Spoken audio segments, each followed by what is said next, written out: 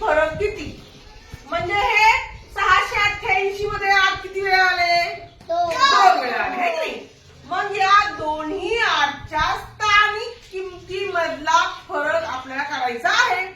आपण एक दशक स्थान शिकलो आहोत, तसेच त्या अंकाचे स्थानिक किंमत पण आपण शिकलेलो आहोत.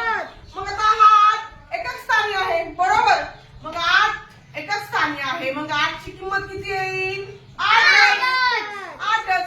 आता हा दुसरा 8 दशक स्थानी आहे, मग 8 हा दशक स्थानी असल्यामुळे 8 दशक म्हणजे किती? 80. अगदी बरोबर. अगोदर आपण काय केलं?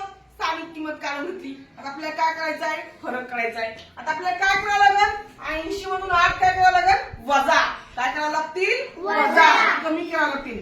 80 वजा 8. बघा आता शून्यातून 8 जात नाही, हातचा उसना घेतला, 10 झाले, 8 चे 7 झाले, मग 10तून 8 गेले, 2 राहिले, वरचे 7 खाली घेतले, कारण खाली काही नाही ना, मग 7तून 0 गेले, मग 7 घेतले, 7तून 0 गेले, 7च राहिले आणि उत्तर आलं 72. म्हणजेच पर्यायामध्ये 72 संख्या आहे का? पर्याय क्रमांक म्हणजे 688 मध्ये 8 या संख्येच्या स्थानिक किमतीतील फरक किती आला मुलांनो? 72.